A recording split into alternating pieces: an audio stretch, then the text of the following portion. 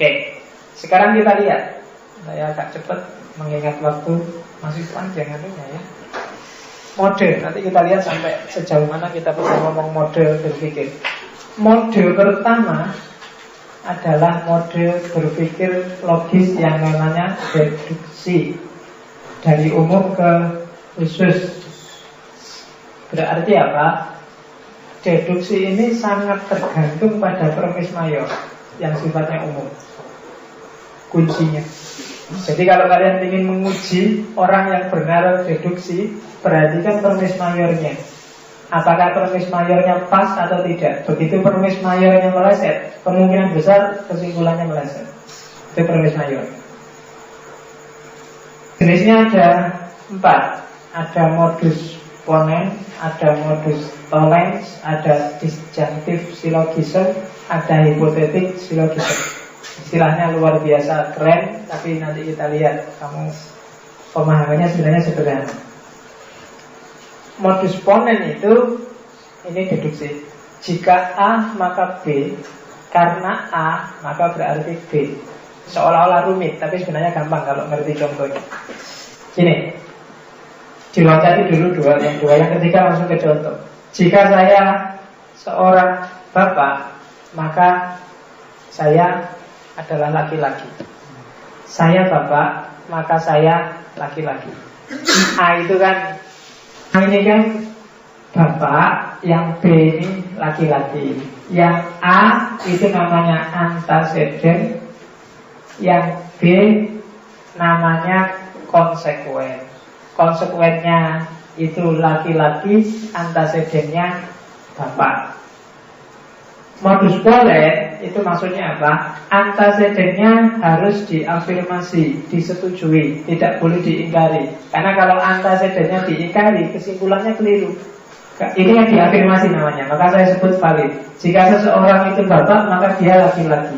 Terus diafirmasi, oh iya saya bapak, berarti saya laki-laki. Tapi tidak bisa kalau diingkari. Jika seorang laki-laki bapak, maka dia laki-laki. Saya bukan bapak. Kebalik. Ini yang diingkari apa? Saya bukan bapak, maka saya bukan laki-laki. Tidak pas kan? Apa nggak ada laki-laki yang tidak bapak? Kesalahannya apa? Karena dia mengingkari konsekuen. Mengingkari antecedent. Bapak ini kan antecedent. Antecedennya nggak boleh diingkari. Oh ini hati-hati, agak rumit tapi dalam sehari kamu sering terjebak ini. Jika seseorang itu NO, maka dia setuju tahlilan. Saya NO, saya setuju tahlilan. Valid. Tapi kemudian saya bukan NO, apa terus kesimpulannya pasti saya tidak setuju tahlilan? Enggak mesti. Saya PKS, saya dengar. Coba dalam ini logika ini sering dipakai dan kami terjebak itu. Ketika orang mengingkari antecedennya, padahal ketika itu diingkari, otomatis silogismenya mesti keliru. Ini namanya modus ponens. Yang lurus adalah jika A maka B, dan A berarti B. Kebalikannya modus ponens itu modus tollens. Kalau modus tollens mengingkari, tapi yang diingkari bukan antecedennya, konsekuennya. Kalau yang diingkari konsekuennya benar. Kalau yang diingkari antecedennya keliru. Yang antecedent dia harus diafirmasi, nggak boleh diingkari. Sementara konsekuen dia harus diingkari, bukan diafirmasi. Ketika kebalik mesti rusak. Misalnya, jika seorang adalah ibu maka dia perempuan. Dia bukan perempuan, maka dia bukan ibu. Karena nggak mungkin yang tidak perempuan berarti laki-laki kan. Jadi ibu kan nggak mungkin. Tapi kalau diafirmasi keliru. Dia seorang ibu maka dia perempuan. Dia perempuan, berarti kesimpulannya dia ibu. Salah. Karena nggak mesti perempuan itu jadi ibu. Perempuan ibu kan kalau dia punya anak dan punya suami. Jadi namanya modus tollens. Jadi modus ponens itu mengafirmasi antecedent, modus tollens itu mengingkari konsekuen. Perhatikan ketika orang ngomong jika maka. Jika Demokrat dapat sekian maka dia menang. Terus perhatikan minornya setelah itu. Itu menentukan apakah dia mengafirmasi antecedennya atau justru mengingkari. Ketika dia mengingkari berarti logika itu mesti keliru. Kebalikannya, konsekuennya harus diingkari dalam alur logik selanjutnya. Kalau diafirmasi mesti keliru. Itu coba kamu bisa bikin 1001 contoh. Nanti alurnya akan seperti ini. Itu pola kedua. Pola yang pertama modus ponen, yang kedua modus tollens. Yus, sambil pulang setelah kamu ngopi ini coba bikin reng-rengan contoh yang banyak. Cari macam-macam kasus. Oke, nanti kalau saya yang nyari di sini kesuwen waktunya. Ini terus jenis ketiga dari deduksi adalah silogisme hipotetis.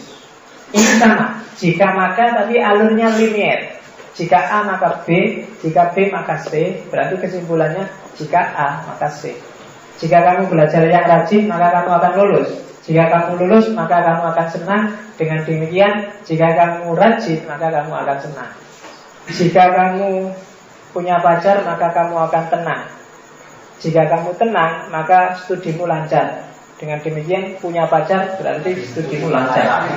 Nah itu hipotesis silogisme. Nah, cara berpikirnya gitu. Jika kamu nyontek maka nilaimu akan bagus. Jika nilaimu bagus orang tuamu senang. Berarti jika kamu nyontek orang tuamu senang. Silogisme hipotesis. Jika kamu tidak mandi teman-temanmu menjauh. Jika teman-temanmu menjauh hidupmu tenang. Maka kalau kamu tidak mandi hidupmu tenang. Itu hipotesis silogisme. Itu kamu bisa bikin contoh lah. Itu nalar silogisme hipotesis. Nanti kita lihat kenapa sih hipotesis. Karena memang sifatnya hipotesis, tidak pasti apa iya ngomong. Nah nanti kita lihat apa iya ngomong itu di nalar jenis ketiga, yang memang khusus membahas asumsi-asumsi hipotetis. Yang keempat, disjunctive silogisme. Kalau tadi ngomong jika maka, kalau ini A atau B. Logika atau. Ini tak kasih contoh komputer. Karena komputerku lagi rusak. Jadi program komputer ini mungkin kena bug atau inputnya salah. Saya inputnya salah. Kok ternyata inputnya nggak salah, masih rusak. Berarti memang komputer ini punya bug. Jadi logika atau. Saya kok dapat nilai E ini kalau tidak karena dosennya sentimen, ya karena aku tidak bisa ngerjain soal ujian. Perasaan aku bisa ngerjain soal ujian, berarti dosennya sentimen. Nah, cuma itu aja. Namanya disjunctive silogism. Dia ketawa padaku itu bisa dia senyum di depanku mungkin karena basa-basi atau mungkin karena dia senang padaku. Tapi perasaan sejak kemarin tak SMS, tak nggak respon, berarti dia nggak senang. Kesimpulannya ya basa-basi. Kan gitu. Itu namanya disjunctive silogism. Cara berpikir milih satu di antara dua alternatif. Dan ini deduksi namanya. Diambil dari pengalaman dari hati. Deduksi seperti itu. Sekarang kita masuk ke induksi.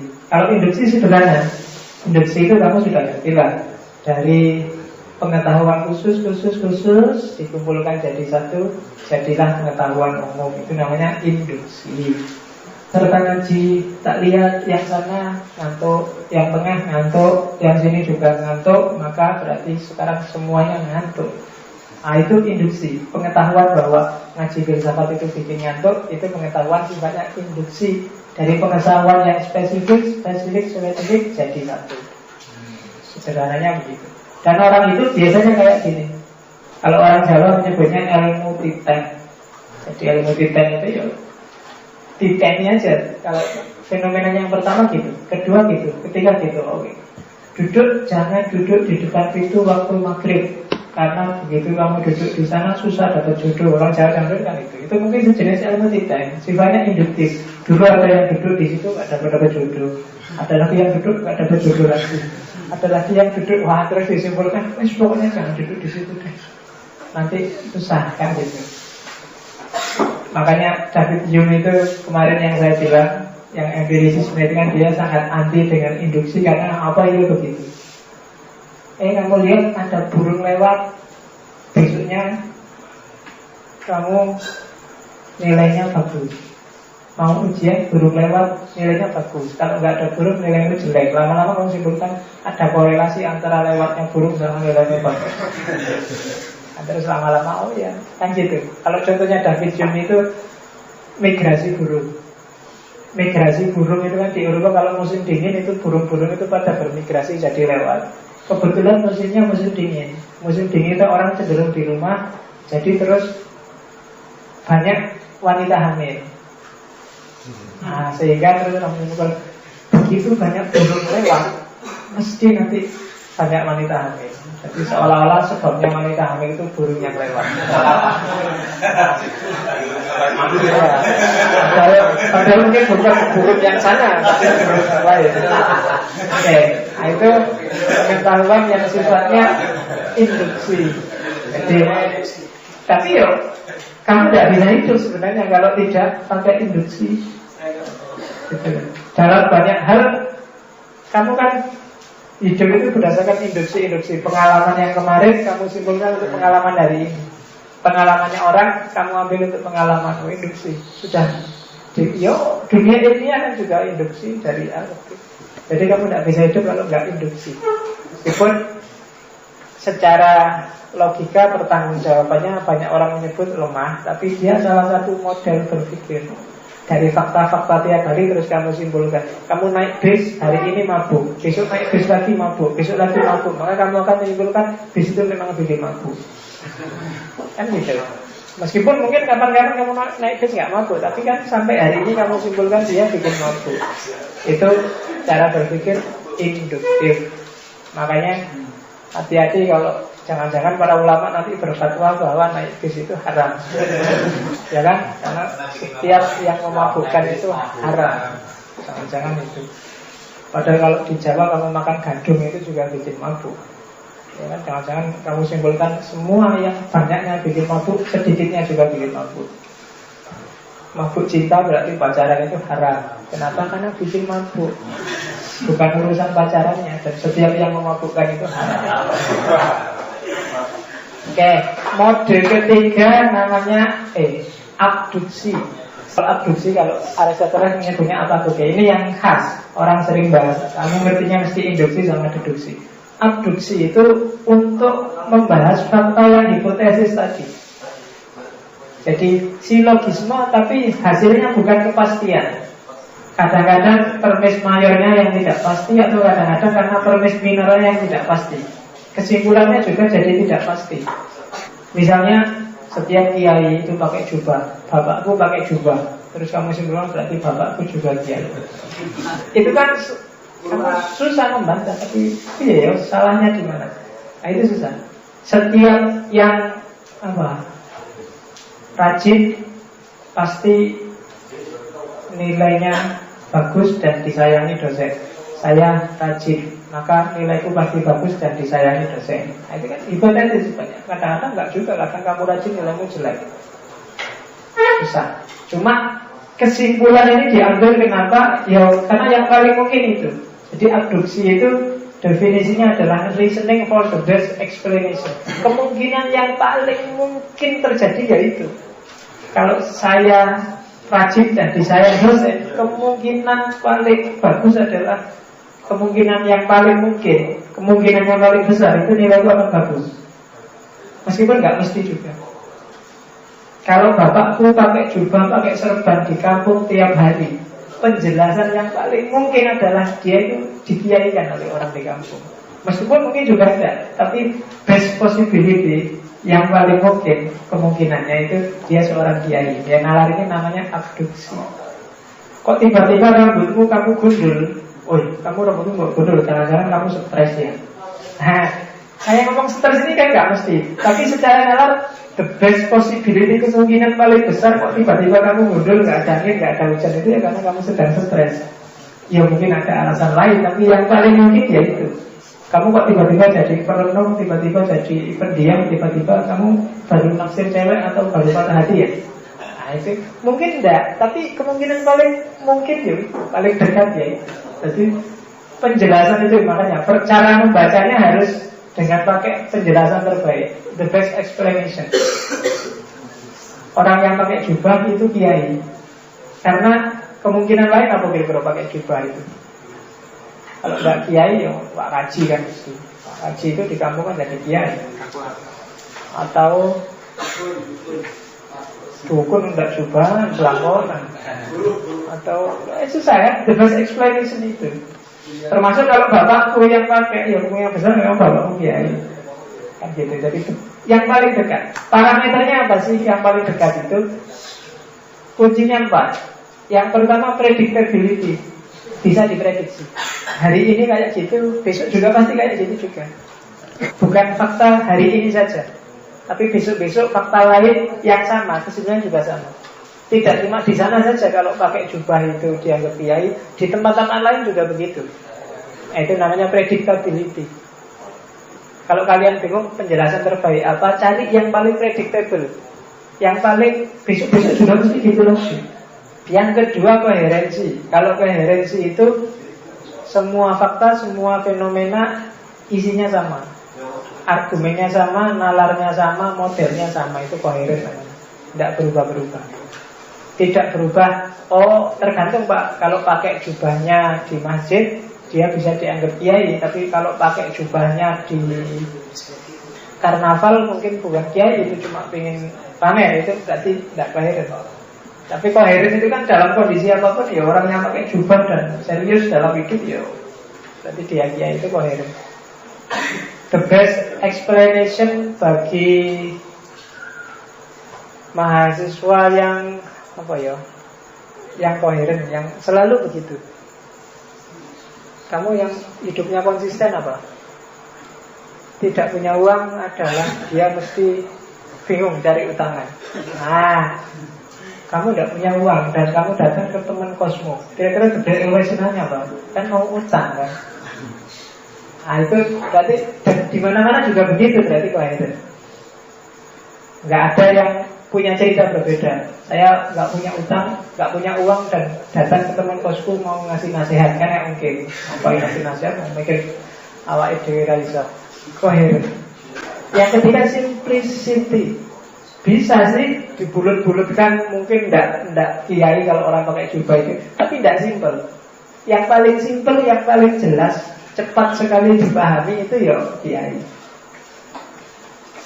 Orang yang punya jenggot itu berarti dia ikut sunnah Nabi. Simpel. Mungkin bisa 1001 argumen yang lain, tapi yang paling simpel itu. Dia suka dengan sunnahnya Nabi dengan pakai jenggot. Mungkin sebenarnya tidak sih, mungkin karena penggemarnya Oma Irama, atau mungkin karena dia malas ada yang ngatur jenggotnya, atau macam-macam. Tapi simplicity yang paling sederhana itu. Kalau ada orang Islam punya jenggot, itu biasanya karena ikut sunnahnya Nabi. Simple, simplicity. Ada orang Islam yang celananya congklang, itu berarti sama, dia mungkin maunya ikut petunjuknya Nabi. Paling simpel. Mungkin ada banyak argumen yang lain. Mungkin karena mode, mungkin karena gaya, mungkin karena nyaman dipakai. Kan nyaman itu kan, longgar dan congklang itu kan enak dipakai. Apalagi kalau pakai kolor, nyopotnya cepet. Kan nggak pakai sabuk kan, kalau congklang jarang. Congklang ini biasanya pakai kolor. Simple penjelasannya, gitu loh. Kalau kemana-mana pakai sarung, biasanya anak ini santri. Simple kan. Yang paling masuk akal santri. Santri kan nggak harus dari pesantren. Santri kan punya definisi sendiri. Tapi yang paling simpel santri. Ya mungkin macam-macam, nggak cuma santri, tapi yang paling sederhana itu santri. Ya, itu namanya the best explanation. Dari sekian banyak hipotesis, yang paling mungkin adalah yang paling simpel. Yang pertama kali masuk akal, itulah biasanya yang pas. Mungkin kamu pakai sarung bukan karena santri, ya mungkin karena kamu habis sunat atau karena celanamu dicuci ya macam. Tapi yang paling sederhana itu karena mentalmu mental santri. Lebih enak pakai sarung, simplicity. Dan yang terakhir, fruitfulness. Fruitfulness itu yang paling praktis, paling jelas kegunaan nyatanya, yang paling kontekstual, itu fruitfulness. Bisa sih orang pakai jubah itu dia sebenarnya pekerja, dia sebenarnya preman, dia sebenarnya pedagang, itu kalau di Arab. Tapi karena kita ngomongnya di Indonesia, kemungkinan besar dia kiai. Itu fruitfulness. Prinsip yang keempat. Jadi the best explanation, kegunaan praktis yang paling nyata kalau lihat orang pakai jubah itu kiai. Karena ini Indonesia, bukan Arab Saudi. Kalau Arab Saudi preman petugas kebersihan juga pakai jubah dan punya jenggot juga dan pakai sorban juga. Gitu loh. Kalau petugas kebersihan Arab kesini datang ke masjid ini kamu mesti rebutan cium tangan. Kenapa? Karena kalau di Indonesia pakai jubah, pakai serban adalah kiai. Ya mungkin agak geser-geser dikit lah. Kalau full-fullnya konteksnya FPI mungkin kalau ada orang pakai jubah berarti dia mau ngamuk, mau nyerbu misalnya. Karena kalau tidak sedang nyerbu kan dia tidak pakai jubah. Nyerbunya kalau pas, itu full-fullnya berarti dia berarti FPI kan gitu. Itu kegunaan full-fullness, penjelasan terbaik, the best possibility. Kenapa harus ada abduksi? Karena banyak dunia manusia yang tidak eksak, sifatnya hipotetis. Kayak contoh-contoh di atas tadi kan hipotetis. Kayak ini kan, jika rajin maka lulus ujian, jika lulus maka senang, maka rajin kan kayak tadi. Jika kamu nyontek maka orang tuamu senang, itu kan hipotetis semua. Masa iya orang tuamu senang gara-gara kamu nyontek? Alur logikanya benar, tapi mungkin dia tidak secara aduktif harus diperhatikan lagi. Apa iya kayak gitu? Dicari best explanation-nya. Oke. Mode ketiga adalah generalisasi. Generalisasi itu kayak induksi, tapi biasanya didefinisikan induksi yang tidak lengkap. Jadi mengeneralisir dari beberapa ke dianggap semua. Hanya melihat 1-2 orang mahasiswa kemudian disimpulkan seperti itulah semua mahasiswa. Itu namanya generalisasi. Orang berpikir kadang-kadang juga seperti ini. Ini sebenarnya jenis induksi, tapi induksi yang tidak lengkap. Cara menguji apakah generalisasimu valid apa tidak? Yang pertama adalah apakah sampelnya cukup atau tidak. Dari 1000 mahasiswa, apa cukup kamu hanya meneliti 2? 2 itu pun dua-duanya mantan pacarmu, dan karena kebetulan tidak perawan, terus kamu simpulkan semua mahasiswi sekarang tidak perawan. Itu kan generalisasi. Apa ya cukup hanya gara-gara 2 itu yang kemarin nolak kamu, terus kamu simpulkan kayak gitu. Itu coba dicek. Kalau ada orang melakukan generalisasi, coba cek sampelnya berapa. Terus cukup tidak sih sampel itu? Kenapa? Karena prinsipnya generalisasi, semakin banyak sampelnya, kemungkinan benarnya semakin besar. Hanya dari 1-2 orang, apa bisa itu menyimpulkan semua orang? Hanya gara-gara Imam Samudra dan beberapa orang dari sekitar 150-an juta orang, apa bisa terus menyimpulkan bahwa Islam Indonesia itu sekarang sudah fundamentalis semua, sudah teroris semua? Nah itu coba dicek generalisasi yang seperti itu. Acara TV itu sekarang semuanya sampah. Nah itu dia melihat dari berapa acara TV. Kalau dari 10 dia lihat 8, berarti dia benar. Tapi kalau dari 10 dia hanya lihat 1, nah itu ya. Film Indonesia itu tidak ada yang mutu. Karena dari 10 film, 9 film horor, 1 film yang bikin ngantuk. Film serius itu kan biasanya film bikin ngantuk. Itu berarti masuk akal. Tapi kalau dari 10 kamu cuma lihat 1, coba dicek lagi apa layak generalisasi itu. Perhatikan juga kalau generalisasi itu berhubungan dengan manusia. Karena manusia itu makhluk yang paling susah digeneralisir. Dari 30-an orang yang ada di sini, kalau saya tanya satu-satu tentang satu hal, insya Allah jawabannya bisa 30 versi. Sangat susah digeneralisir. Meskipun bisalah dilakukan polling, siapa yang milih Jokowi, siapa yang milih bisa. Tapi kira-kira berapa jumlah yang di polling, apakah itu representatif atau tidak? Terus derajat kesenanganmu pada seseorang itu apa ya sama? Sama-sama suka Jokowi, mungkin kalau diukur levelnya kamu ya sekedar suka aja, tapi yang sini sudah agak mengidolakan, yang sana malah mengkultuskan, bisa jadi begitu. Dan itu manusia. Senangnya sama, tapi ada yang senang banget, ada yang senang biasa-biasa aja. Dan itu manusia. hati-hati kalau ada generalisasi yang hubungannya dengan manusia.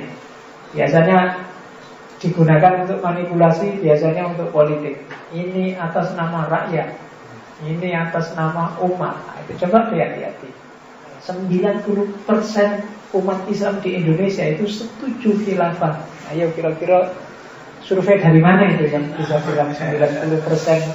Saya kemarin baca tabloid, isinya seperti itu, bahwa 90% orang Indonesia sekarang setuju khilafah dan memilih syariah sebagai hukum.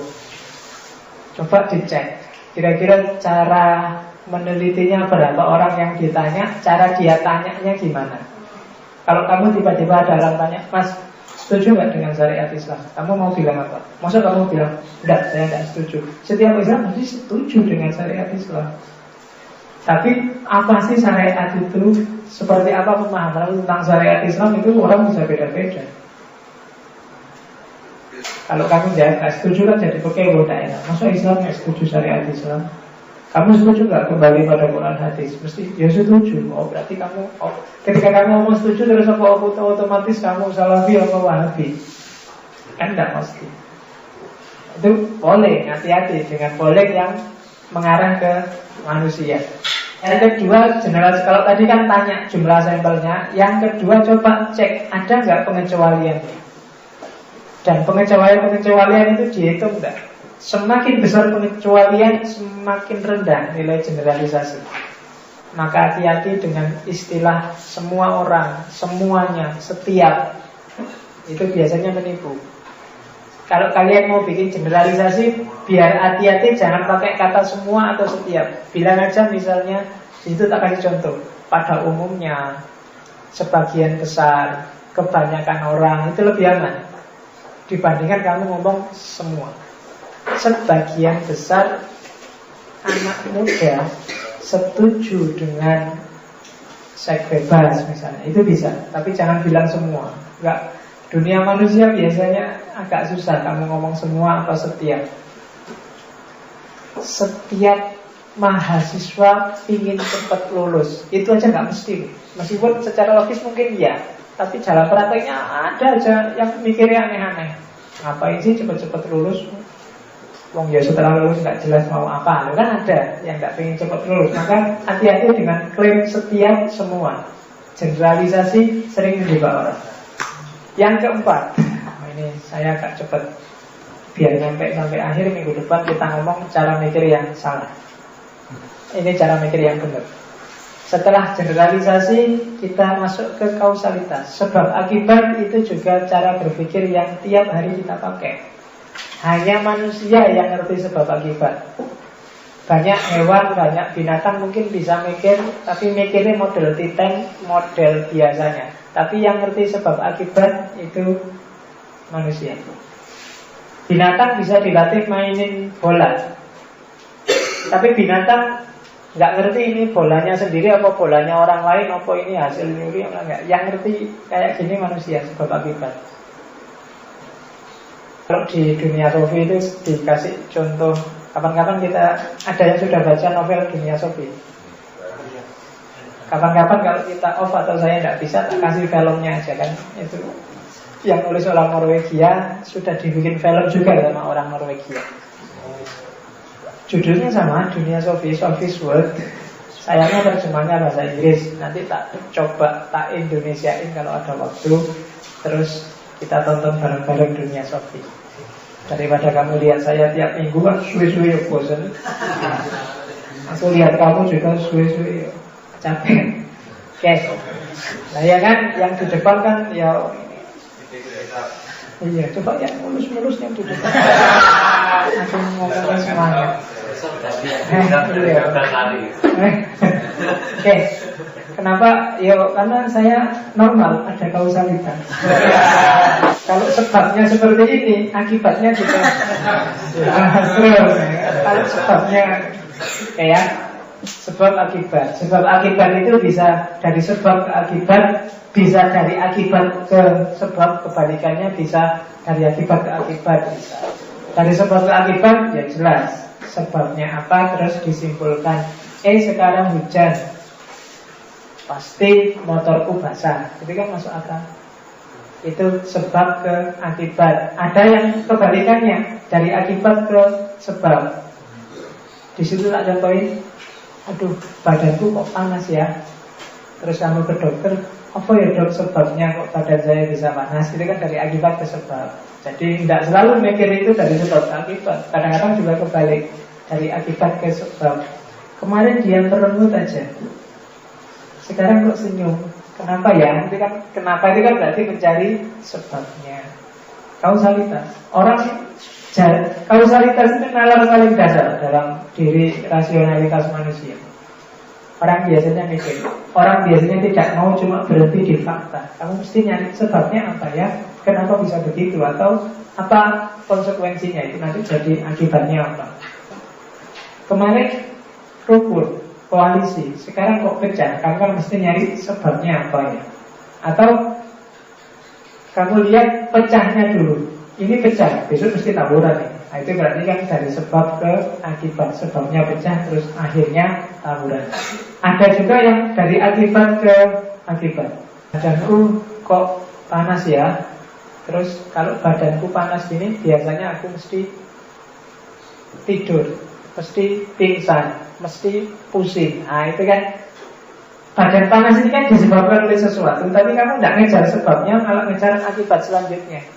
Dalam hidup sehari-hari, tiga ini sering bermain. Kadang-kadang kamu tidak nyari sebab dari akibat yang kamu lihat, tapi kamu malah nyari implikasi selanjutnya. Atau kamu berhadapan dengan sebab, terus melihat kira-kira akibat nanti apa. Itu kausalitas. Analisis di level apapun biasanya kayak gini kamu. Sebabnya, kenapa ya kok nilai itu jelek?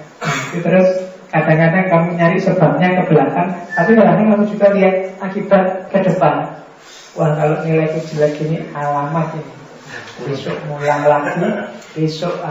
Itu kamu melihat dari akibat ke akibat itu namanya. Tapi kalau kenapa nilai itu jelek, kamu nyari ke belakang. Dosennya jangan-jangan sentimen, kok gara-gara kemarin tak SMS itu terus dia marah. Itu nyari sebab, kausalitas. Kalau Aristoteles ini materi tambahan sisipan. Kalau Aristoteles sebab itu ada 1, 2, 3, 4. Ada sebab material, ada sebab efisien, ada sebab formal, ada kausa prima, sebab terakhir. Nanti dalam konteks tertentu kita akan ketemu lagi dengan ini ketika membahas Tuhan. Biasanya sebab final itu terus mengarahnya ke Tuhan, meskipun Aristoteles tidak pernah sama sekali ngomong bahwa itu terus Tuhan. Kalau sebab material, tak kasih contoh, Jakarta banjir. Sebab materialnya adalah karena Jakarta dikepung sungai. Sebab efisiennya, sungai-sungai yang mengepung itu alirannya tersumbat. Sebab formalnya, air sungai yang tersumbat itu terus meluber ke pemukiman, jadilah banjir. Terus sebab terakhir apa? Sebab terakhir itu kayak semacam tujuan, ada hikmah, itu sebab terakhir. Ada banjir itu ya biar manusia menjaga harmoni alam. Gimana caranya sungainya nggak meluap. Itu sebab terakhir sebenarnya. Itu semacam dibikin kayak gitu biar orang sadar. Nah itu namanya sebab terakhir. Tapi ada sebab material sebelumnya, efisien dan formal. Kenapa kok kamu stres? Sebab kamu ditinggal pacar, sebab materialnya. Sebab efisiennya, karena kamu ditinggal pacar, terus kamu bingung karena sekarang kesepian. Efisien. Sebab formalnya, ketika ditinggal pacar dan kesepian, kamu tidak tahu harus melakukan apa. Jadi kamu mondar-mandir tidak karuan, ngomong tidak jelas. Nah itu sebab formal. Maka itulah mengapa kamu disebut orang stres. Nah gitu. Itu sebab material, sebab efisien, sebab formal. Sebab material itu materinya.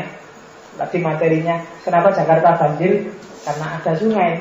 Sebab efisien itu, kondisi dari materi itu apa sih? Sungainya tersumbat.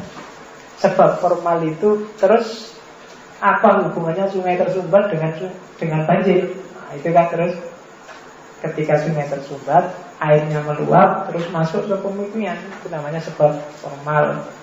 Dan terakhir puncaknya adalah Allah menurunkan banjir itu biar manusia sadar harmoni alam. Itu sebab terakhir, kausa prima. Nanti kita ketemu yang kayak gini ketika ngomong Tuhan di Aristoteles. Di sini juga ada, kalau kamu paham bacanya. Nah, sebelum kamu memastikan apakah sesuatu itu jadi sebab atau tidak, pertama adalah apakah sebab itu yang kamu anggap sebab itu cukup tidak untuk melahirkan akibat. Kalau enggak berarti dia bukan sebab. Betul. Oh, kalau lihat tipenya anak ini, nggak mungkin kalau cuma gara-gara ditinggal pacar terus stres kayak gitu. Mungkin ada yang lain, mungkin nggak semata-mata ditinggal pacar. Oh, ternyata baru ketahuan dia tidak cuma ditinggal pacar, ternyata pacarnya ini membawa lari dompetnya misalnya. Nah itu berarti baru itu sebab. Oh pantas dompetnya dibawa lagi juga sih, maksud dia stres. Nah, itu berarti sudah cukup. Kalau tadi cuma ditinggal pacar mungkin belum cukup. Kan dia cakep, dia bisa cari lagi. Oh kalau dompetnya juga dibawa lari, ya pantas. Nah, ya. Jadi itu sebab. Atau perhatikan, jangan-jangan ada sesuatu yang menghalangi sebab untuk menghasilkan akibat. Ini kadang-kadang juga begitu. Apa ya contohnya? Jadi harusnya ini menghasilkan akibat, tapi ada penghalangnya. Nggak mungkin lahir kayak gitu, karena jelas ada penghalangnya. Oh dia sudah dapat ganti pacar baru kok. Nggak mungkin dia stres gara-gara ditinggal. Nah itu kan berarti ada penghalang pacar baru. Berarti tadi yang kamu sebut sebab gara-gara ditinggal pacar mungkin bukan itu. Jangan-jangan ada sebab yang lain. Nilaimu E, padahal kamu sudah belajar serius, pasti ada penghalang. Harusnya belajar itu akibatnya bagus, tapi ini kok jelek, jangan-jangan ada penghalang. Coba dicek.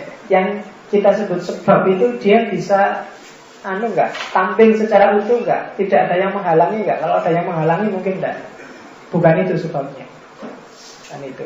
Dan yang terakhir, jangan-jangan ada sebab yang lain yang menghasilkan akibat itu. Bukan itu. Jangan-jangan tidak cuma Ghazali yang bikin peradaban Islam mandek. Jangan-jangan tidak cuma gara-gara umat Islam dijajah yang bikin kita mandek. Banyak negara lain dijajah, Barat juga, Amerika juga sebelumnya dijajah tapi bisa cepat maju. Jangan-jangan bukan karena itu. Cek sebab yang lain. Jangan-jangan bukan karena SMS-mu dia terus jadi senang. Jangan GR dulu. Mungkin karena dia patah hati terus nyari seadanya, yang penting mungkin bisa gitu. Nah itu bisa. Jadi coba cek sebab yang lain. Jangan GR dulu, jangan pastikan dulu. Kekeliruan kausalitas ini sebenarnya harusnya minggu depan, tapi tak sampaikan dulu yang berpikir keliru. Namanya post hoc ergo propter hoc, yakni jadi berpikir sesudah ini maka terus berarti karena ini. Jadi yang rentetan peristiwa kamu menafsirkan yang sebelumnya jadi sebab dengan yang sesudahnya. Itu tidak mesti. Banyak hal yang sebelumnya tidak selalu sebab bagi yang sesudahnya. Itu namanya post hoc ergo propter hoc. Jadi sebelum kamu ngantuk, kamu ngaji filsafat, tapi tidak mesti yang bikin kamu ngantuk ngaji filsafatnya. Mungkin yang bikin kamu ngantuk karena tadi malam kamu begadang. Nah itu namanya hati-hati, sebab itu tidak selalu urutan. Ini sering orang salah dianggapnya sebab itu selalu peristiwa sebelumnya. Sebelum ada penggerebekan di hotel terhadap Fatona, itu KPK punya banyak bukti. Jadi tidak cuma penggerebekan itu aja dan rekaman itu aja, dia punya banyak bukti yang lain. Jadi sebabnya bukan gara-gara penggerebekan itu. Nah itu hati-hati dengan post hoc ergo propter hoc. Kalau kamu mau mengkritik pikirannya orang, kan banyak orang yang cara berpikirnya seperti ini. Tidak selalu peristiwa sebelumnya itu jadi sebab dari peristiwa yang sesudahnya. Terus ada cum hoc ergo propter hoc. Minggu depan kita akan ketemu banyak istilah-istilah aneh kayak gini. Jadi pemikiran yang karena bareng terus itu disebut sebabnya. Kalau tadi kan beriringan. Kemudian misalnya apa? Karena ikan mati bareng, itu contohnya hujan buatan, maka terus dianggapnya hujan buatan itu disebabkan oleh ikan mati itu disebabkan oleh hujan buatan. Karena kamu dapat nilai A itu bareng dengan apa ya? Kamu sedang sakit mencret, maka tidak bisa disimpulkan gara-gara sakit mencret itu kamu dapat nilai A. Kan gitu. Tidak selalu yang bareng itu terus karena apa? Jalan-jalan dengan pacarmu terus kamu dapat hadiah undian, bukan berarti jalan-jalan dengan pacar itu adalah sebab dari kamu dapat undian. Jadi banyak orang salah di situ. Ada yang karena iring-iringan peristiwanya, ada yang karena yang terlibat di situ. Oke, itu kekeliruan kausalitas. Yang keenam, analogi. Analogi itu berpikir dengan kias. Ini biasanya logika iklan itu semuanya pakai analogi. Iklan itu kan mengkiaskan. Pakailah citra, maka dalam 2 minggu kamu akan putih. Contohnya yang iklan di TV itu kan kamu ingin di pikiran itu kan, kalau saya pakai citra pasti aku putihnya kayak artis yang di TV itu. Nah itu analogi namanya. Kalau kamu pakai extra jos, kamu akan bisa kerja siang malam tanpa henti. Nah itu cara berpikir analogi.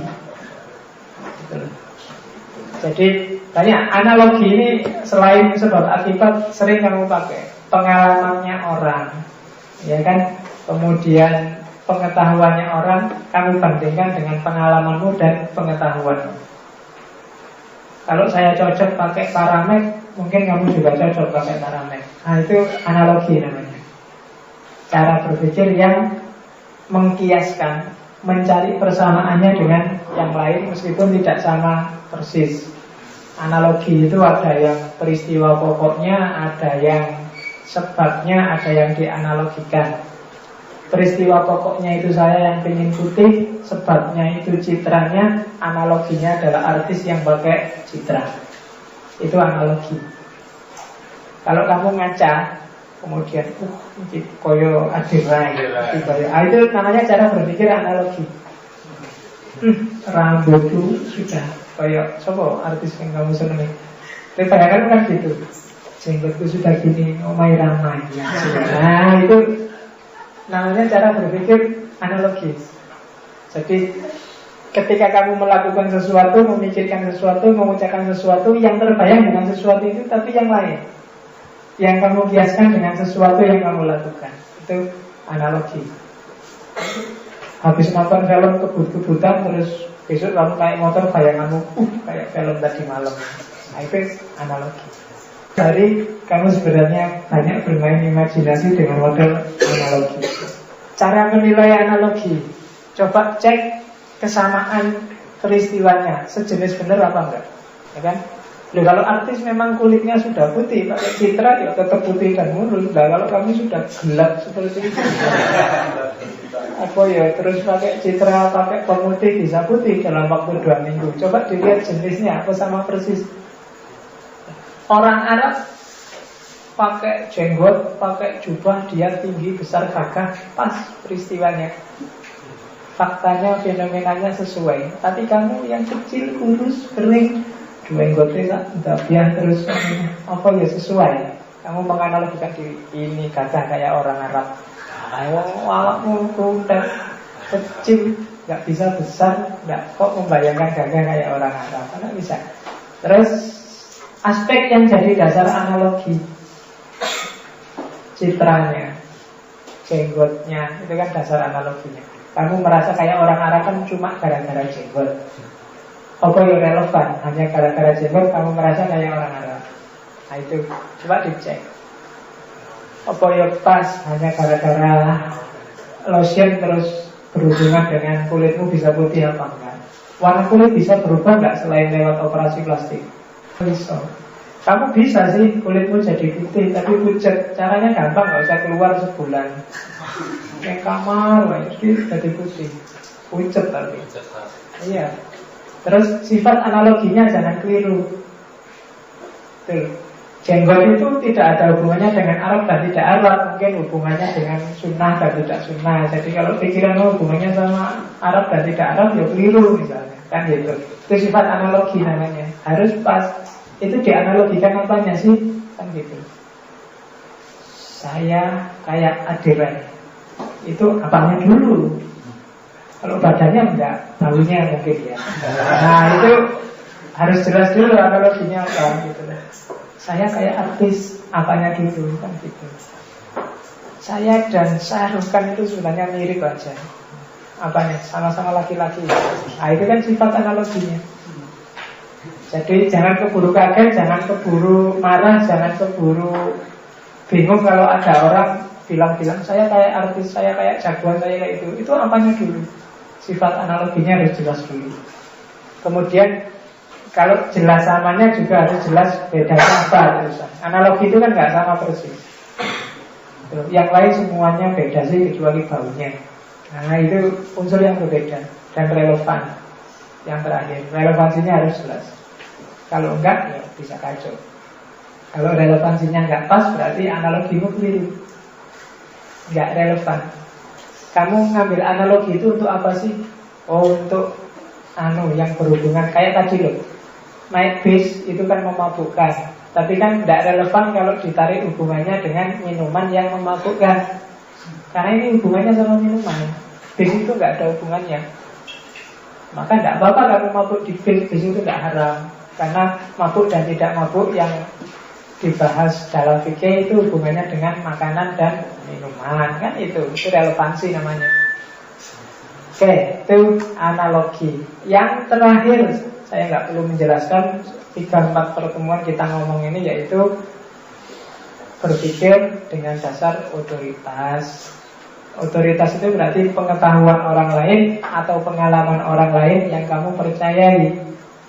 Kenapa kamu harus percaya pada otoritas? Karena kita manusia terbatas pengalamannya dan juga penalarannya. Setiap orang punya batasnya sendiri, punya ahlinya sendiri. Kadang-kadang yang dikuasai satu orang tidak dikuasai orang lain, maka terus dia menyandarkan pada yang ahli di bidangnya. Itu namanya berpikir bersandarkan otoritas. Oke, ini cara mengujinya, tak baca aja. Kalau kamu mau percaya pada otoritas atau tidak, yang pertama adalah sejauh mana kepercayaanmu pada otoritas itu. Dia punya motif apa sih? Dia layak kamu percaya atau tidak? Itu silahkan kamu cek sendiri. Kamu percaya padaku sama-sama ngajar filsafat dengan misalnya dosen yang lain atau penguji filsafat, pengkaji filsafat yang lain sebesar apa? Mungkin pada saya 10%, pada dia 90%, pada orang yang sana 100%. Nah itu coba kamu ukur sendiri kewibawaannya, otoritasnya. Kalau saya dibandingkan profesor filsafat dari UGM mungkin tidak ada apa-apanya. Nah itu kan beda. Kamu bersandar padaku, tapi kalau ternyata profesornya ngomong beda, kan kamu lebih percaya pada profesor itu. Nah itu derajat kewibawaan. Sama-sama ngomong fikih antara saya dengan kiai ulama yang ahli fikih ya jauh. Saya ngerti fikih dikit-dikit, dia ahlinya. Maka kamu merujuk ke ulama kan, nggak merujuk ke saya. Kalau kamu percaya ke saya, oh itu kiamat. Ya. Jadi saya kemarin sholat dengan orang, nggak sengaja sih, cuma di masjid yang saya bilang ke Probolinggo itu jamak sama, mau jamak mas, yo orangnya kita jamak kosor ya, Isya dan Maghrib, oke. Begitu sholat pertama, kok 2 rakaat? Jangan-jangan Isyanya dulu, kalau di Syafi'i kan boleh ya, Isyanya dulu tak pikir. Sholat kedua, kok 2 rakaat lagi? Jangan-jangan tak tanya, mas, kok 2-2? Iya, ini kan kosor. Maghribnya juga 2. Nah, iya kan, jadi jadi 2. 1,5 kan tidak bisa. Aku yang belum ngomong. Iya, tapi kan jangan-jangan kalau subuh di kosor jadi 1. Dua. Yo, terpaksa saya ngulang lagi. Dia nunggu dia keluar tapi tidak enak kan mengingatkannya. Tapi itu udah tak niati maghrib loh, jangan-jangan Isyanya dulu, ini cuma 2. Wis apa manut imamnya. Yang kedua tak niati maghribnya. Dia 2 lagi. Bisa kan? Nah ini berarti dia tidak bisa disandari, hati-hati. Otoritasnya jangan salah. Kadang-kadang orang karena afiliasi partai, keberpihakan kelompok, motif ekonomi itu kadang-kadang perlu dipertanyakan. Orang ini pinter sih, cuma kok kelihatannya motif ekonominya kuat ini. Ambisi pribadinya luar biasa. Coba hati-hati saya. Karena ada kan yang kiai tiap hari ambisinya luar biasa, lebih besar ambisinya daripada tausiahnya. Pengen ngumpulin uang sekian biar bisa ini, pengen itu ambisius banget ya. Coba deh hati-hati, ambil jarak dulu, jangan-jangan nggak pas ini disandari jadi otoritas. Ujian kedua adalah coba cek apakah pengalaman hidup orang yang kamu sandari ini relevan dengan bidang yang kamu percayai.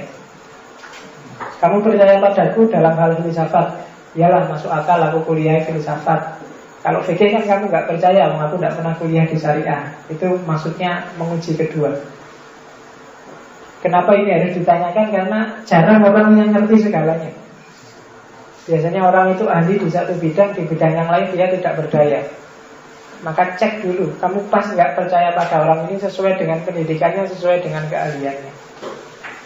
Untuk penyakit, kamu harus ke dokter. Untuk urusan bangunan, kamu harus ke arsitektur. Untuk kan itu namanya. Coba diuji, jangan kebolak-balik. Kalau kebolak-balik, berarti keliru secara otoritas. Jadi kalau ada orang berargumen dengan dasar otoritas, coba dicek, ahlinya enggak yang disandari itu. Kalau enggak, kritik aja berarti dia keliru. Tentang politik kok kamu taklidnya pada Oma Irama? Wow. Iya itu, hati-hati, jangan-jangan keliru. Oma Irama, dan kalau tentang musik dangdut, kamu taklid pada Oma Irama. Tapi tentang politik masuk Oma Irama. Jangan salah. Sekarang kan banyak itu kan yang nggak jelas. Artis apa politikus apa, iya kan? Yang subur itu paranormal. Kok sekarang nyalur presiden? Kira-kira kalau dia berfatwa itu fatwa yang derajatnya mistik atau derajatnya politik? Jangan-jangan nanti saya bikin keputusan ini karena dibisikin oleh Eyang Gaib. Itu kan susah kamu bantahnya, karena kamu nggak ngerti Eyang Gaibnya kayak gimana. Menguji kewibawaan. Yang ketiga adalah orang ini objektif enggak? Mungkin pendidikannya relevan, tapi jangan-jangan dia tidak objektif. Dia ahli kesehatan sih, tapi dia tidak objektif karena dia sambil jual obat karena sudah terlanjur perjanjian sama apotek, sama farmasi. Maka orang sakit panas saja dikasih antibiotik yang harganya 200.000. Nah kan ada yang gitu. Coba dicek lagi objektivitasnya. Menguji yang ketiga. Dan yang terakhir, coba dicek, hanya kamu saja yang percaya ke dia atau banyak orang lain? Kalau banyak orang lain kemungkinan kamu benar. Tapi kalau hanya kamu saja, coba hati-hati. Kalau hanya 30 orang ini aja yang percaya bahwa saya ngerti filsafat, coba kamu belajar lagi, cek di buku-buku, jangan-jangan saya keliru. Tapi kalau banyak orang, mungkin ribuan orang percaya padaku, ya mungkin kamu nggak harus terlalu khawatir. Nah itu menguji namanya. Jadi percaya pada otoritas itu ya, tapi coba dicek lagi, diuji lagi otoritas-otoritas yang kamu percaya. Itu model ke-7. Jadi kita sudah dapat cara berpikir 7: kewibawaan, analogi, kausalitas, generalisasi, abduksi, induksi, dan deduksi. 7 ini sebenarnya nyawa dari cara berpikirmu setiap hari. Master lah di 7 ini, mungkin kamu sudah bisa kritik, sudah bisa analisis, sudah bisa mencermati persoalan, mengomentari masalah. Dari 7 ini saya cuma ringkes inti-intinya. Kamu perdalam silahkan baca di buku-buku logika, cara berpikir yang benar. Minggu depan kita masuk ke cara berpikir alternatif dan cara berpikir yang salah. Kalau ini yang pakem, yang paketnya seperti ini orang mikir. Oke, waktu dialognya jadi tinggal 5 menit. Tidak apa-apa kalau ada yang tanya yang belum dipahami. Kalau waktunya nggak nyampe, kita lanjutkan minggu depan kalau ada pertanyaan. Kan enak. Waktu kita masih panjang, tidak ada yang ngejar, nggak pakai SKS, nggak pakai ujian, nggak ada batas, jadi nyantai aja. Seneng-senengmu, nggak paham ditanyain aja. Kalau saya nawarin pertanyaan, nggak harus pertanyaan edisi hari ini. Minggu-minggu lalu yang nggak paham tanyakan lagi, nggak apa-apa. Kalau saya bisa jawab, tak jawab. Kalau nggak bisa, minggu depan lagi. Kok tak cari-cari, tak belajar juga masih tak bisa. Yo, ayo kita ngundang orang lain, ayo belajar bareng-bareng, ditanyain yang lebih ahli. Gitu. Nggak usah gaya. Saya ngomong di sini bukan saya pameran bahwa saya ngerti filsafat. Cuma kita ayo belajar bareng-bareng. Karena pameran di depanmu untungnya apa juga. Pameran di depan TV banyak orang ngerti di depan. Kalau kamu kan ya silakan. Ya. Saya kalau selesai materi ini sebenarnya saya mulai rasa itu sebenarnya mahasiswa di Indonesia ini banyak yang tidak logis. Termasuk pada saya melihat itu. Nah, apa ya? Kalau kita ngomong persentase sedikit sekali lah yang memegang kaidah-kaidah, masih memegang kaidah bahasa saya tentang pola berpikir aja. Kalau kita berbicara mahasiswa ini masih katanya pikirannya diandalkan atau bagaimana. Tapi sekarang saya lihat dari set ini selesai berapa orang ya selama ini saya ini mungkin ya teman-teman gini aja dan teman-teman ini berapa persen dari kondisi mahasiswa hari ini. Nah, pertanyaannya sih simpel sebenarnya, tapi ya ini sebenarnya gara-gara ini menjadikan kita ini apa ya gemes gitu. Ini kan ngatasi kondisi kayak gini ini kayak apa gitu? Iya, gemes ada. Kan saya nggak tahu untuk yang lain, tapi untuk kalian ini tidak sederhana. Kelihatannya sederhana. Caranya gini, identifikasi dulu. Tidak harus kamu praktek. Kalau praktek ini dia akan masuk dalam dirimu dengan cara pertama, perhatikan orang ngomong, orang berargumen, orang berdiskusi, terus kamu identifikasi. Oh, kalau nalar dia kayak gitu, itu model induksi. Kalau itu namanya abduksi. Oh, itu namanya analogi ya kayak gitu. Nah, itu coba kamu pintar-pintar mengidentifikasi itu. Nanti lama-lama gaya itu akan masuk ke dirimu. Oh, kalau dia pakai deduksi, ini namanya modus ponens. Salah dia. Itu loh. Oh, itu salah karena dia ya kan konsekuensinya kok diafirmasi mesti keliru. Harusnya konsekuensinya itu diingkari, kayak gitu. Jadi coba lihat acara TV debat, acara TV itu nanti kamu lihat argumen dia pas bener dia pakai analogi. Oh, menurut saya dia analogi yang keliru. Dia pakai otoritas, tapi otoritas yang dia sadari nggak pas. Harusnya otoritasnya bukan itu, tapi kayak gitu. Loh, siapa Ruji Tompul kok ngomong tentang itu? Harusnya yang ngomong tentang itu bukan Ruji Tompul, tapi kan ngomong. Jadi kamu ngerti ini, praktekkanlah. Praktek paling mudah pertama-tama. Karena kalau kalian sendiri yang mempraktekkan satu-satu kan bingung. Identifikasi pikirannya orang aja. Nanti lama-lama dia mengalami internalisasi masuk ke dirimu. Loh, saya sendiri yang ceramah kayak gini, ya saya nggak jamin ngomong juga ngerti. Wah, ini saatnya saya analogi. Ya kan? Saya ini harus induksi, ya enggak, ya mengalir aja, tapi lama-lama dia terlatih. Jadi dasarnya pikiran itu, dasarnya akal itu, kalau kamu biasakan lama-lama terlatih sendiri. Kayak kamu ngaji itu loh. Mungkin kamu enggak hafal Quran, tapi kalau kamu rajin ngaji, ada orang ngaji keliru, kamu ngerti. Kedengarannya kok enggak enak ya, rasanya keliru itu. Coba dicek, biasanya memang keliru. Kalau kamu rajin, itu dasarnya akal. Itu kan juga begitu, berpikir juga begitu. Yang terbiasa berpikir lurus, kalau ada orang tiba-tiba pikirannya belok, itu mesti kamu risih mendengarnya. Kok gitu sih cara mikirnya? Oke, tipsnya itu. Jadi dengerin aja kalau ada temanmu diskusi, temanmu ngomong, dan kamu bisa tidak harus mengkritik dia, tapi memetakan dia. Anda tadi pakai analogi, cuma kalau analoginya model seperti itu, relevansinya kurang pas. Karena ya benar sih sama, tapi kan samanya itu sama di aspek yang sangat kecil lah, kayak gitu loh. Kamu sama dia sih sama, cuma kan maksudnya kan sama-sama buatnya, padahal harusnya cuma sama baunya aja, jadi nggak relevan kalau dihangan gitu. Itu kamu bisa mengkritik. kamu tadi pakai otoritas, kamu bersandar pada buku, tapi ini pelajaran filsafat sandaranmu kok buku komik. Menurut saya otoritasnya coba dicek lagi deh. Masa kamu percaya dari komik kan ada itu. Dulu saya punya mahasiswa kan gitu, referensinya sering-sering Kopingho. Di Kopingho itu kan banyak ceramah, manusia itu nasibnya tidak pasti sesuai dengan zaman. Kan Kopingho itu ada ceramahnya, ada bikin makalah referensinya Kopingho. Buka Siansu jilid sekian. Oh, Kopingho ngomong kan itu. Nah itu otoritas, tapi apa ya relevan. Otoritasnya kayak bahwa Kopingho komiknya komik Cina kan, apa iya data-data sejarah yang dia sebut itu valid? Wong dia nggak ngerti bahasa Cina. Atau seandainya valid, apa bisa dipertanggungjawabkan? Kenapa tidak cari yang memang benar-benar bisa dipertanggungjawabkan? Misalnya buku-buku sejarah Cina kan itu. Nah itu nalar kewibawaan, nalar otoritas.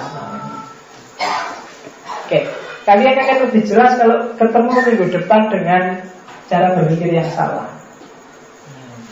Karena cara paling gampang untuk apakah kamu keliru apa enggak itu kamu ngerti kelirunya di mana. Kalau ini kan sifatnya afirmatif, yang benar itu kayak gini nih. Tapi biasanya lebih mudah kalau kamu tahu yang salah itu kayak gini. Dan itu kita lihat minggu depan. Ada sekitar 20-an jenis cara berpikir yang salah. Namanya logical fallacy.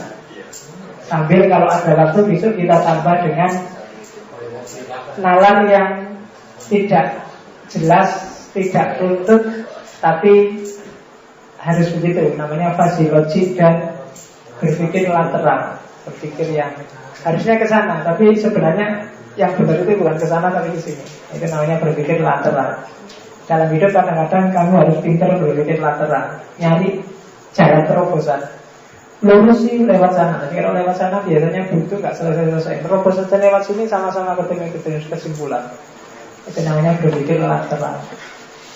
Nanti kita lihat minggu depan. Setelah logika kita baru masuk ke hermeneutika.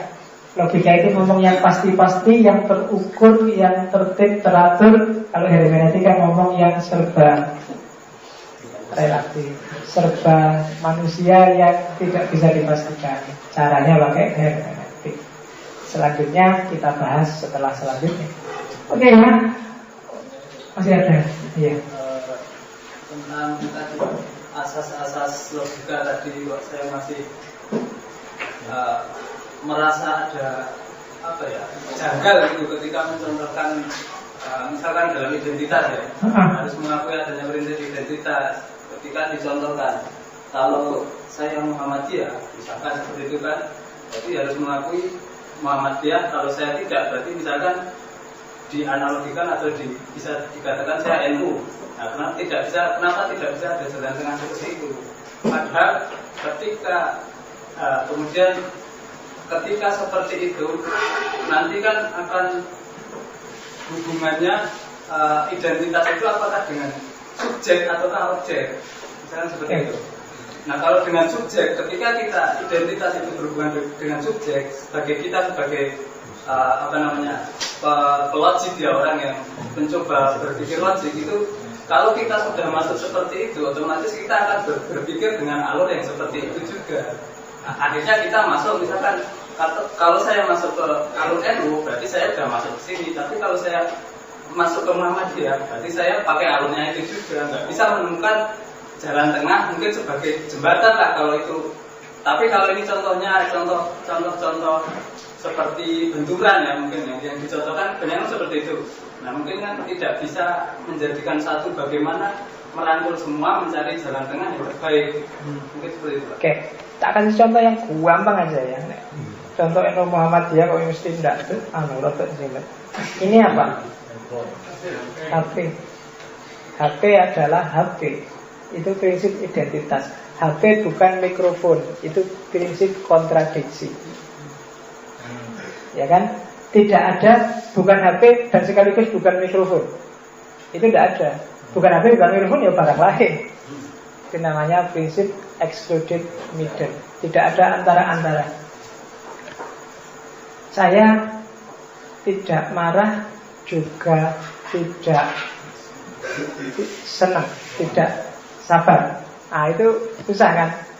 Marah dan sabar itu dua hal yang bertentangan. Orang harus tinggal di salah satu state, tidak bisa di dua-duanya. Saya marah, itu identitas. Marah itu marah.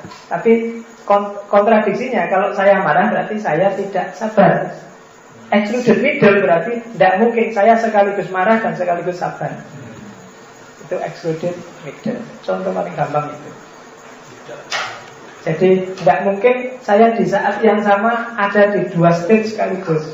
Saya pasti ada di satu state. Kalau saya ada di satu state, berarti saya tidak ada di state yang lain. Kalau saya sedang marah, berarti saya tidak sabar. Ya kan? Marah ini identitas, A sama dengan A. Kontradiksinya, kalau saya marah berarti saya tidak sabar. Excluded middle berarti tidak mungkin saya secara sekaligus tengah-tengah, tidak marah juga tidak sabar. Pasti kalau tidak marah ya mesti masih sabar. Nah itu contoh paling gampang. Contoh-contoh manusia kayak NU kayak itu nanti kita bahas belakangan biar kamu nggak bingung. Ini buku. Ya kan, itu identitas sudah kan, A sama dengan A. Kalau buku berarti dia bukan kresek. Ya kan, ini tidak bisa buku sekaligus kresek. Itu aja, paling gampang wis. Contoh kalau ilmu alam itu gampang. Sama, saya gundul dan sekaligus tidak gundul itu tidak bisa.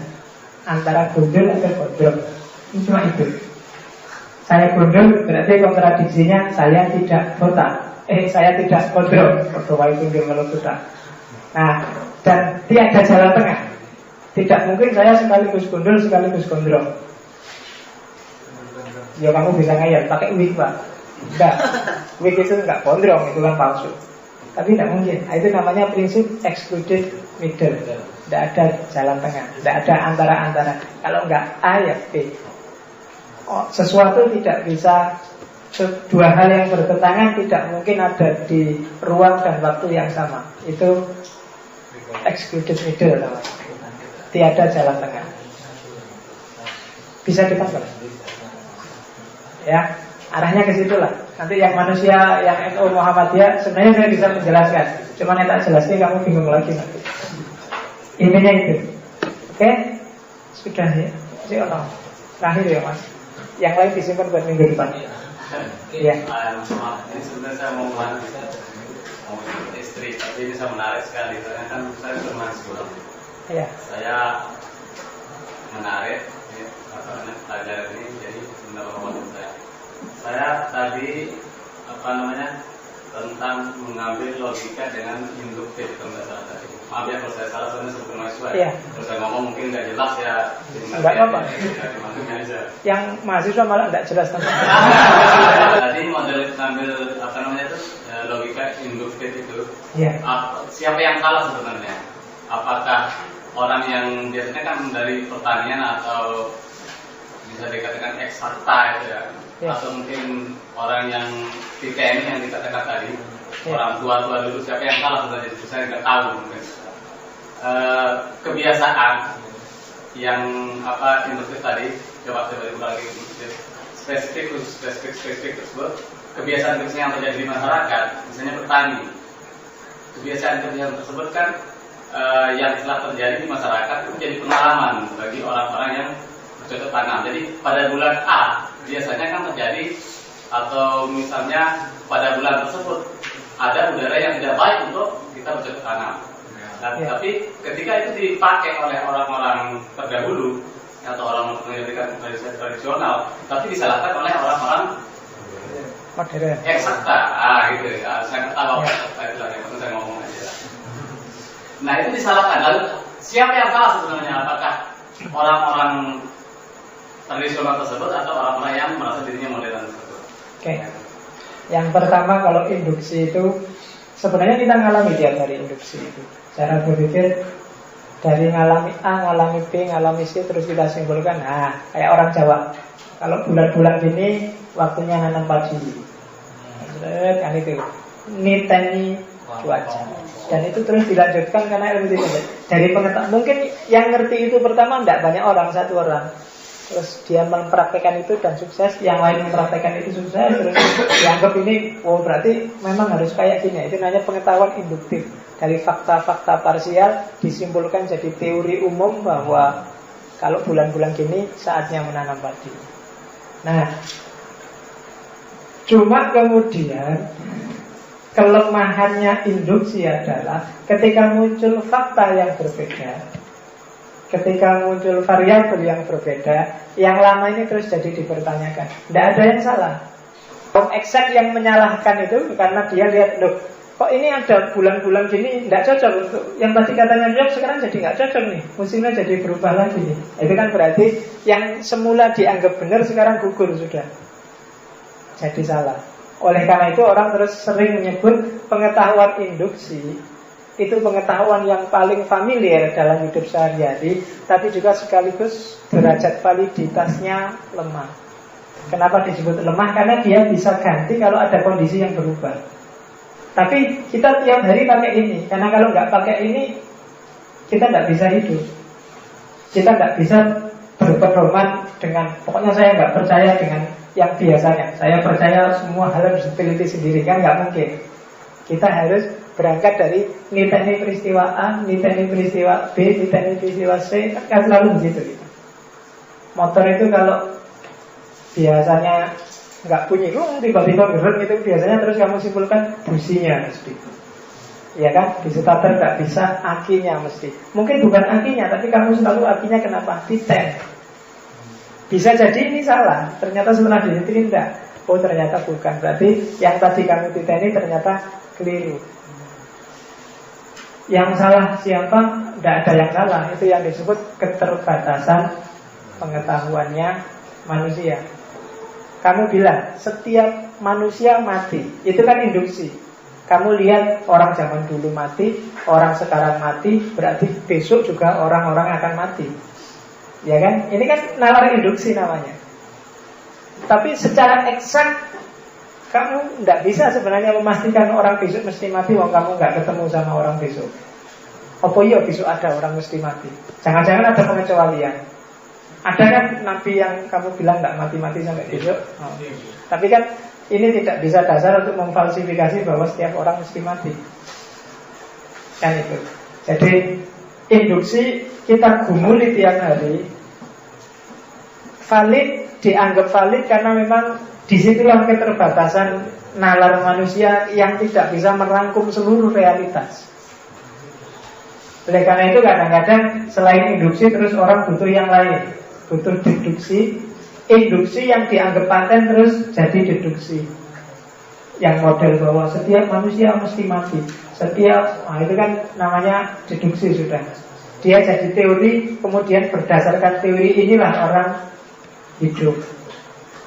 Setiap bulan Oktober mesti hujan. Itu kan semula induksi, titen, terus diteorikan, dan teori ini dipedomani. Ketika dipedomani dan dijalankan, maka dia jadi deduksi. Ketika dari khusus ke umum, ketika umum ini dipedomani untuk diterapkan jadi khusus yang baru, maka dia jadi deduksi. Alurnya seperti itu. Tidak ada yang salah, Mas. Karena memang manusia ini memang gitu. Orang dulu kenapa niteni seperti itu ya karena sebatas itulah jangkauan wawasan pengetahuannya. Nanti saing dengan orang eksak muncul dengan teori baru, dengan fenomena baru yang dia lihat, mungkin dia memfalsifikasi yang lama. Tapi bukan berarti yang lama salah, tapi memang situasinya sudah berubah. Maka tidak fair kalau kamu mengkritik ulama zaman dulu atau ilmuwan zaman dulu dengan pikiran-pikirannya yang kamu anggap aneh. Kenapa? Karena memang di zaman itu luasnya pengetahuan masih sebatas itu, masih belum berkembang seperti kamu hari ini. Kalau dengan perspektif hari ini kamu mentertawakan ilmuwan lama, justru kamu menurut saya yang tidak sofia, tidak bijaksana. Orang zaman dulu ya memang wawasannya masih sebatas itu. Nah, kita hari ini membuktikan ada pengetahuan baru, wawasan baru, dan kita melahirkan teori baru yang beda dengan teori yang lama, ya karena kita ketemunya wawasan hari ini, teori-teori hari ini. Oke ya? Iya, asik sekali kita ngomong, saya lupa minum. Biasanya tak minum, nolak lali karena Slide-nya banyak. Biasanya saya bikin slide itu 15, 14, ini sampai 40. Ya, ngomongnya jadi agak cepet. Oke ya, ketemu lagi di depan dengan logika jilid 2. Wallahu a'lam bishawab. Wassalamualaikum warahmatullahi wabarakatuh.